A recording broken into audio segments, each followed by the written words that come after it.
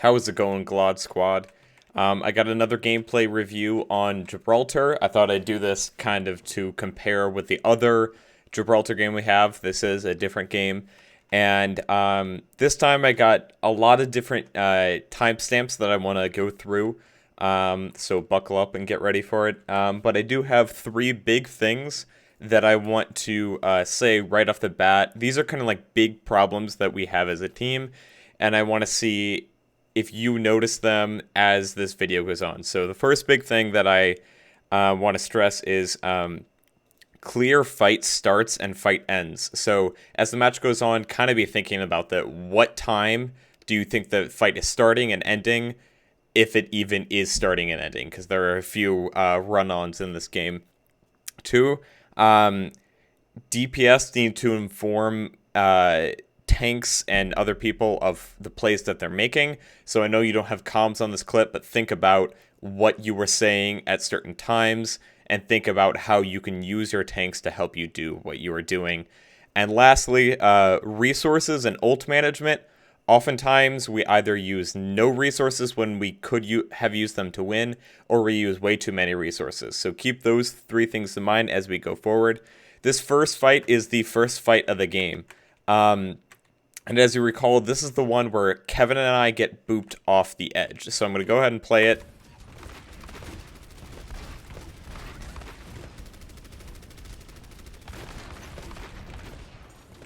So the two of us get booped. And then Winston comes in, clears out Daniel. Olivia's down there with me and Kevin. Rob goes back. We drop down here. And then Winston comes around, get our supports again. I get nanoed, is it? No, I don't get nanoed. And then I'm fighting kind of in this trench here. And then eventually we end up getting rolled and lose the fight. So, ways to fix that. First of all, it would have been nice to either have a plan for... we did have a plan to fall back to server room, but we could always just hold corner if we're worried about the Pharah. So that's a thing Pharaohs can always do. They can always boop you off if they're in the game. Also, once I dropped, I shouldn't have played down here. I should have dropped and kept going back to the corner and told everybody to go corner. So that's about all I have for that fight. Next is 150. And this is probably one of the next few fights. So this is when we go to retake. They're able to push almost to the end. Let's see. Okay. Let's just go ahead and play it.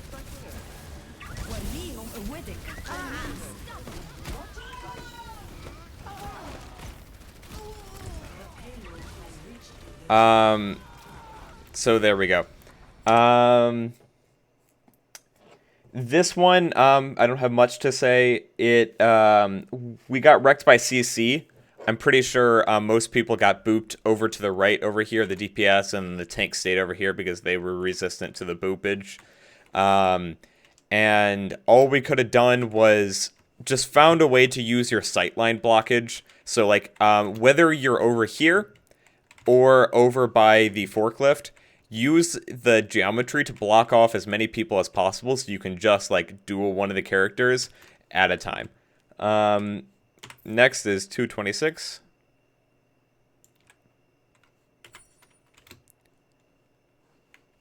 Okay. This one, we get a pretty good regroup. That's always been a concern on this area of the map. But we wait up for Rob, and then we drop down right in time for the team to start fighting our Ana. And we play corner here.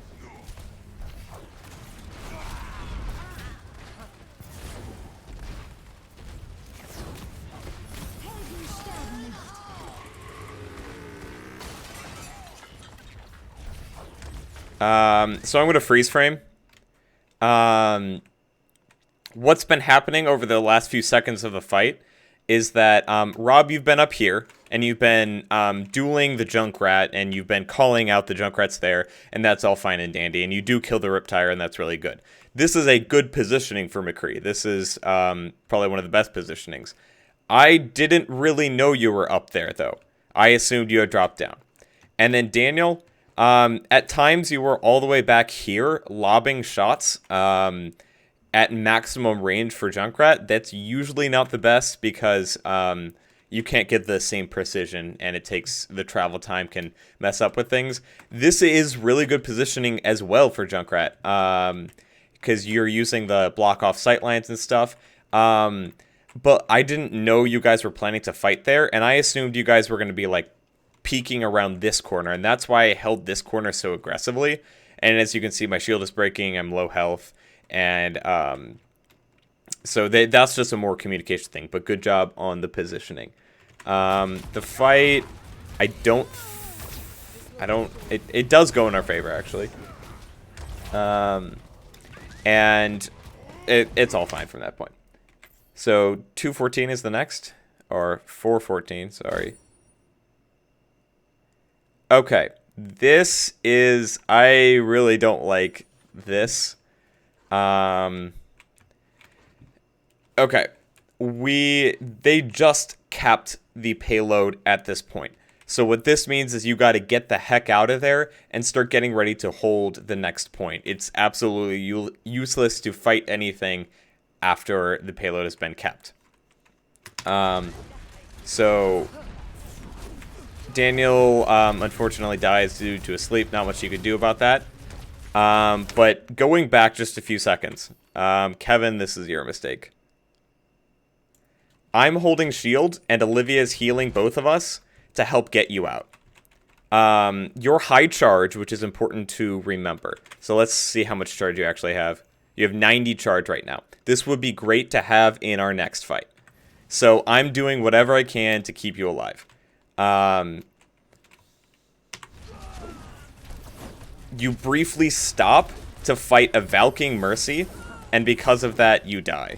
Because I'm backpedaling, assuming that you're going to be backpedaling as well, and then it unfortunately leads to this. And for some reason, I think the payload's already at this corner here, and I start holding the choke, and then I realize that it's not, and then I charge shield.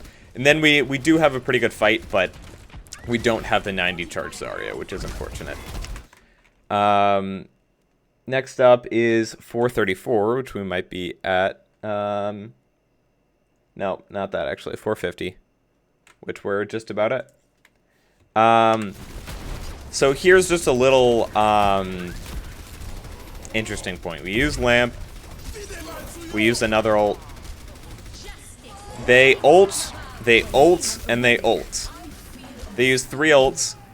So, first of all, it's important to not get discouraged when things like this happen. They won with ults. But also, take a look at Kevin and Olivia, still alive, using their resources to sustain themselves, basically. I switched to ball and do absolutely nothing, so that was bad too. And although Olivia is stalling the cart, that should be fine, minus the fact that we're out here fighting. So now the play it's either a mistake of Olivia should have died sooner or regrouped sooner, or me and Daniel should have got back and spawn and waited for Olivia to respawn. Because it's fine if she's stalling the cart, that's good, but one way or another, we need to get a regroup. So, this does not happen. I try and go back, but I think I go back out too soon. And then Kevin goes out, I go out. Now Olivia's back, but Daniel had died in the process. Our other support dies. And this becomes just a total frenzy. We lose our minds, and we have no self-control over this fight, and we end up losing. Takes a bit, though. So moral of the story is clear stops and starts. Now, we swap to 8:30. This is on our second half here. Okay. 8:03, I'm sorry.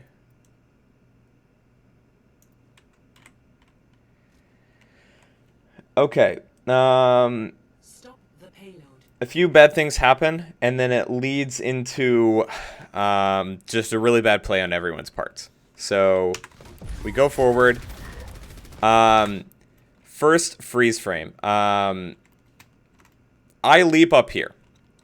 This is not great. It doesn't really have any intent, and I was trying to get in a good position to like contest these people up here, but I realized the Pharah is on me now, and it's not going to go anywhere. I can tickle them, maybe get some ult charge, but it's not really accomplishing anything, and even the pick as Winston is pretty bad at this point.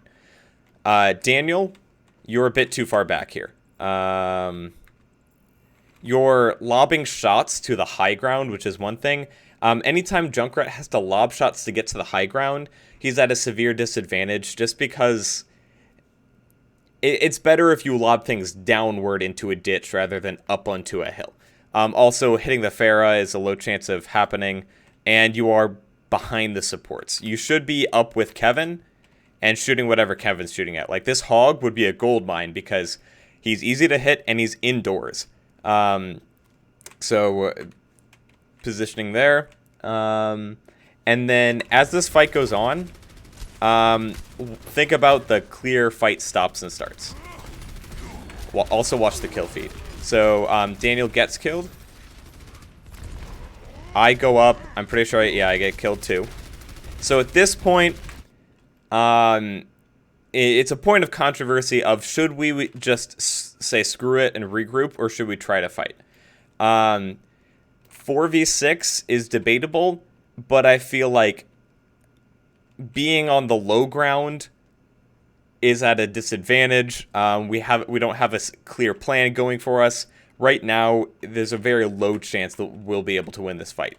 In order to win this fight, Kevin's going to have to pull someone off the high ground or go up to the high ground, or Rob's got to hit a really good headshot, which could happen. But now, watch what happens.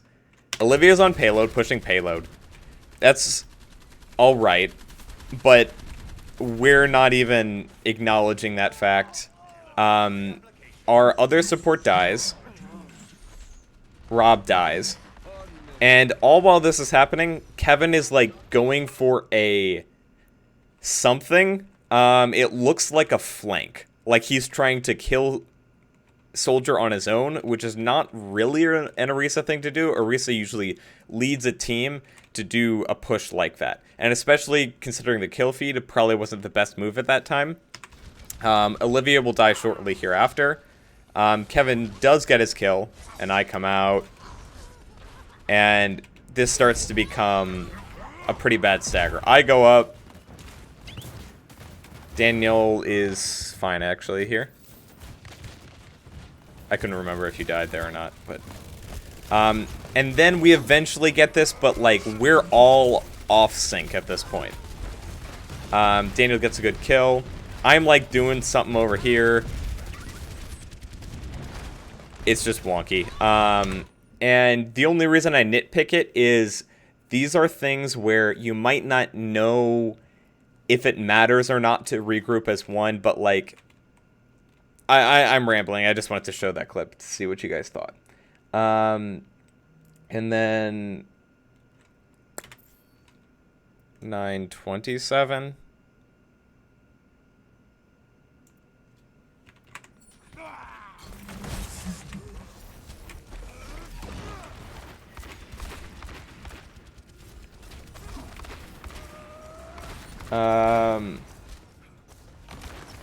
Yeah, I don't think this was anything. But at 950 here, I'm pretty sure. I think I have a note to watch Rob. I can't remember what this is. Okay, let's go back a little bit. I think that was just a greedy, not observant of shields play that caused you to die. So let's watch this from your point of view. Shields over there. Yeah, so, like, you could see the shield. Call for, like, hey, that's a bad shield. Help me out. Like, as Sigma, I can plant a good shield for you. That goes back to the communication between DPS and tank. And then Rob's dead. And then I believe shortly after, Kevin's going to use Bongo.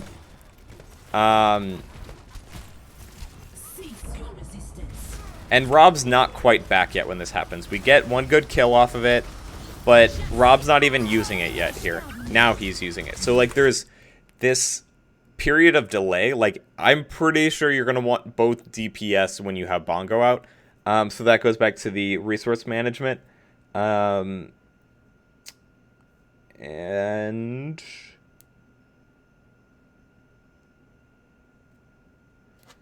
I had a note for 1106. Said, good Daniel positioning. Okay, so I believe Daniel just gets a rip tire of at least one person. I can't remember how many. And then you kind of flip the switch, Daniel, and you start positioning a lot further up and in more rewarding positions. I don't know if that's the right word. You play this corner very well. You don't go too far above shield. You're going as far as you possibly can. These shields aren't the best, but like, Rob, you get a clutch kill, or a few. I just wanted to admire that attempt in positioning. The tanks were doing the best to like push far enough for you to be able to do enough, but like that's definitely the right positioning. 1206.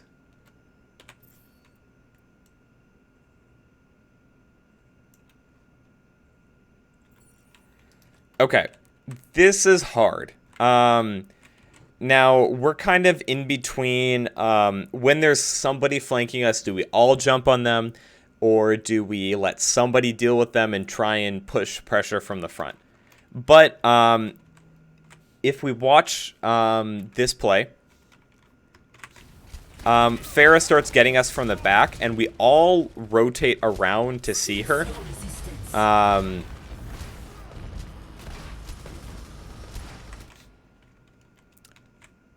Maybe it's a little further back. I'm probably going to re-record this, but if you're hearing this now, then obviously I didn't. It's a good freeze frame. It's just usually not the best idea for at least the main tank to turn around and face a flanker, because that's kind of what the flanker's trying to do. You want to hold your ground in the front and then see what you can do to rotate your shield so that people from the front don't get advantage off of this flank that Farah is giving. So that's kind of just positioning,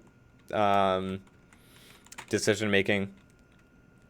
And then one last comment, 1213, I marked Rob as out of position. I want to know why. Okay, yeah, right here. I think this speaks for itself. It looks like you're going for this staircase here, which is fine. But the reason we run Sigma with the Orisa is so that Sigma can throw his shield to make up for the shield that Orisa can't move a lot. You need to say, Sean, I'm going upstairs, give me a shield, and I'll put a shield right here, blocking this nanoed Sigma, and that will be a much safer play. You get dinked pretty low, and then you eventually go around, you get the health pack, and eventually just come back. So it's like, use the shields, or tell me to move the shields, is the moral of the story. Okay, so those are all the notes I have. I know that was probably a long video, but once again, clear starts and stops of fights. We need to find some way, I don't know how to do this, some way that's everyone can agree upon is a condition that ends the fight and we'll start a new one.